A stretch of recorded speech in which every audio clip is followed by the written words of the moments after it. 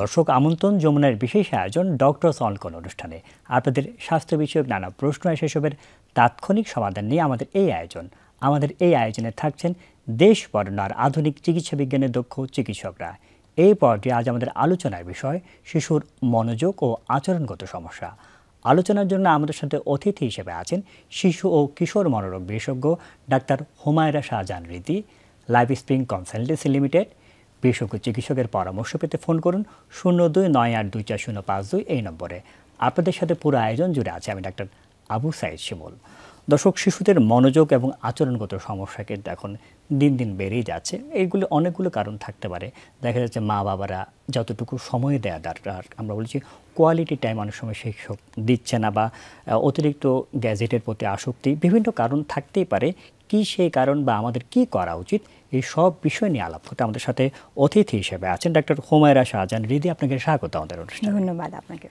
একটু যদি আমাদেরকে বলতেন শিশুর যে মনোযোগ এবং আচরণগত সমস্যা, আসলে কি কি ধরনের সমস্যাগুলো নিয়ে আপনাদের কাছে বা মা বাবারা আসে আসলে?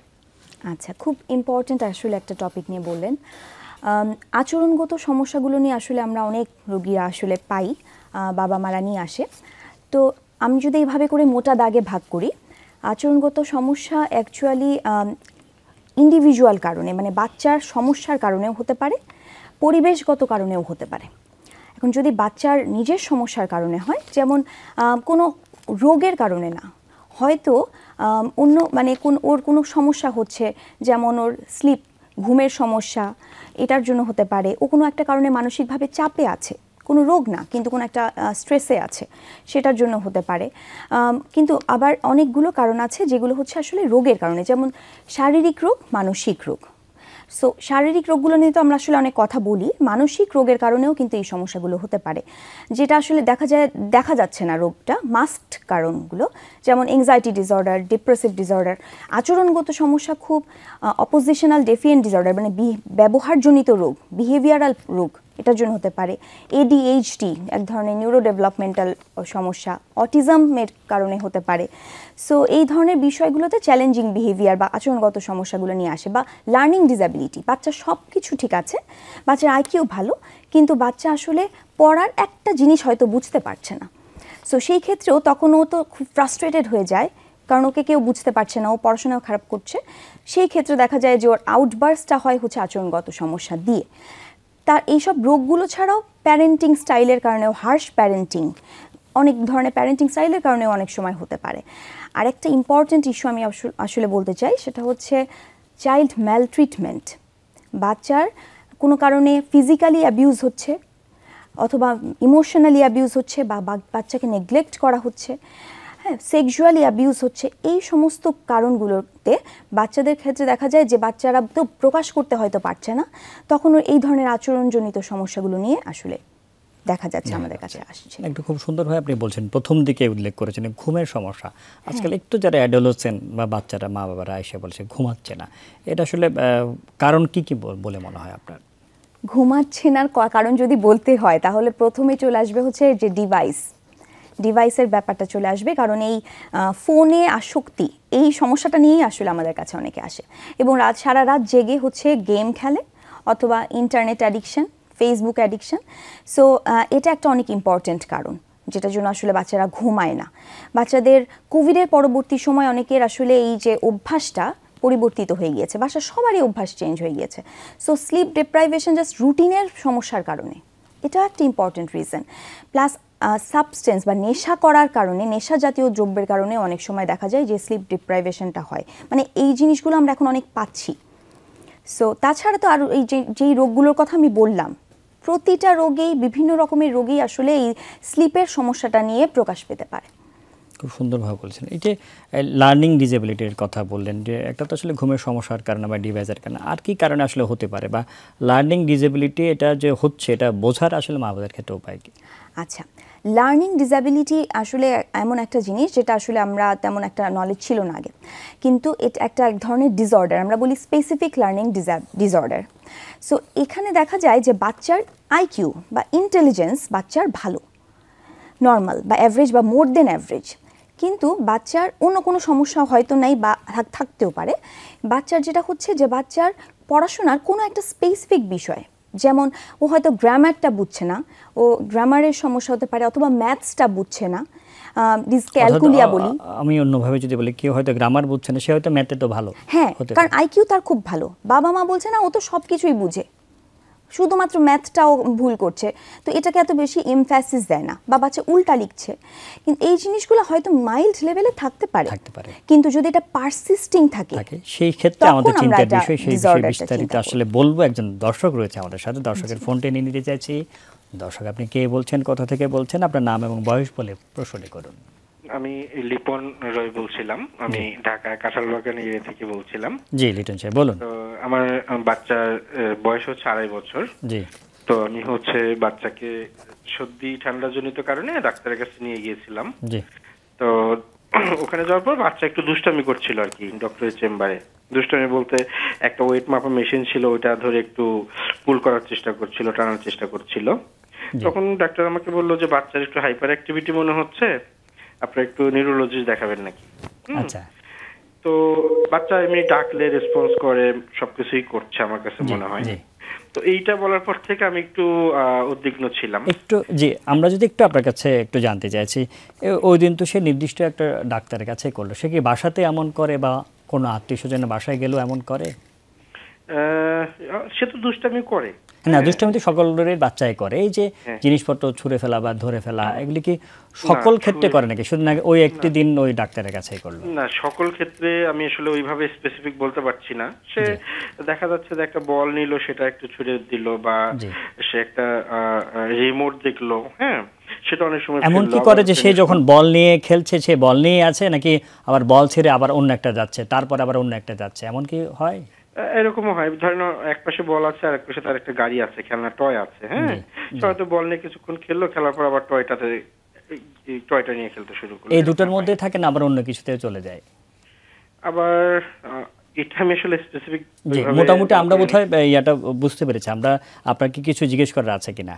আচ্ছা, কারণ আমরা যদি জিজ্ঞেস করার স্পেসিফিকলি না থাকে, তাহলে আসলে উত্তরটা আমরা বিরতির পর দিতে চাইছি।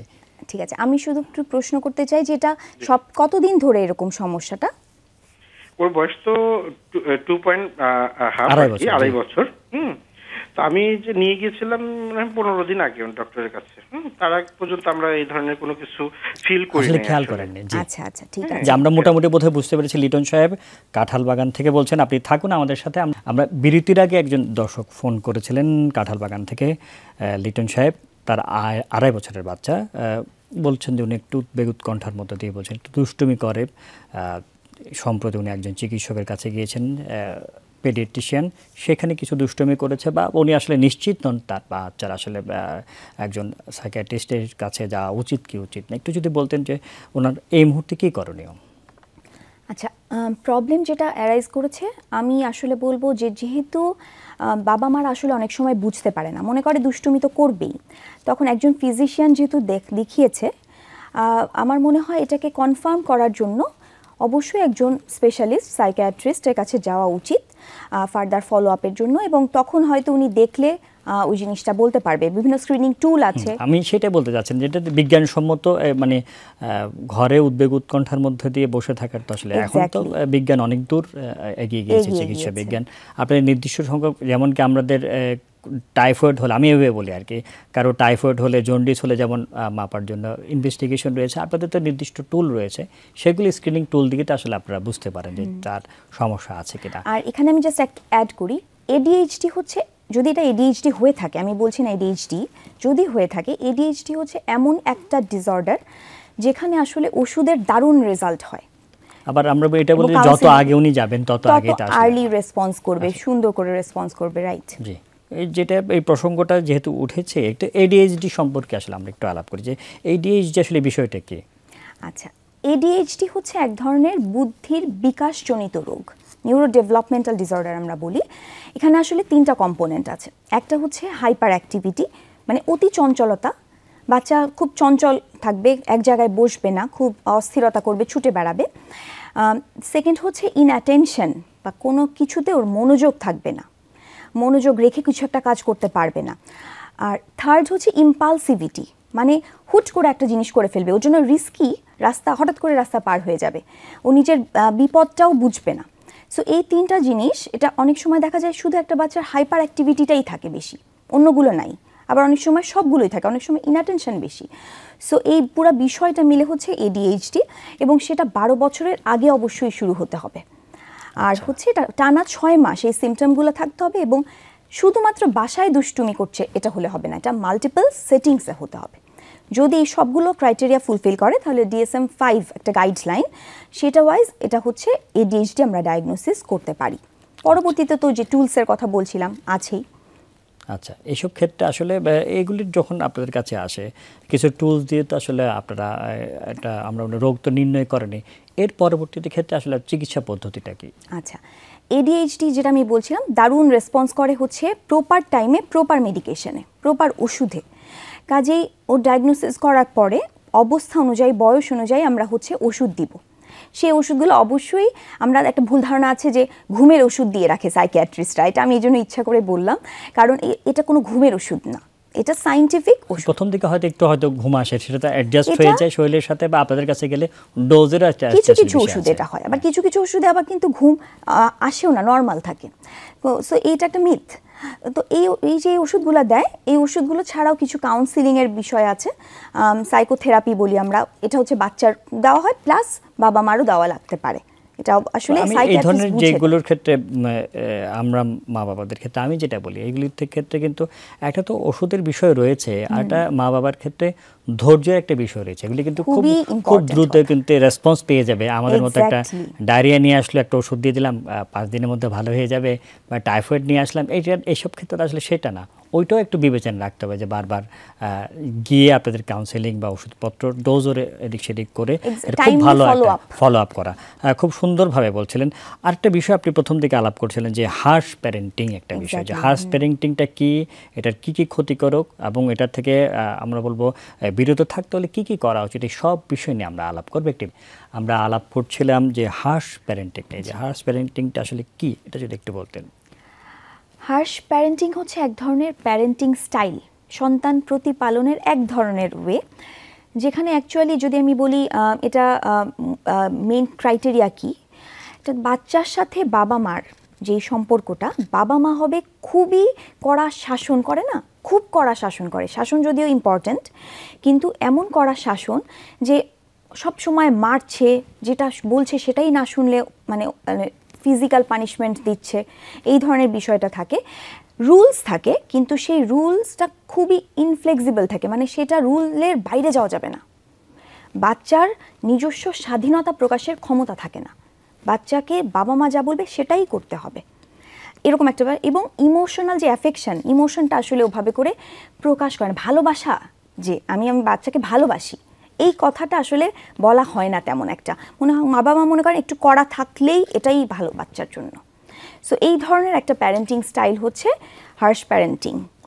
আচ্ছা, এটা থেকে আসলে উত্তরণের আসলে উপায় কি, এটা যদি একটু বলতেন মা বাবার কী করানো উচিত?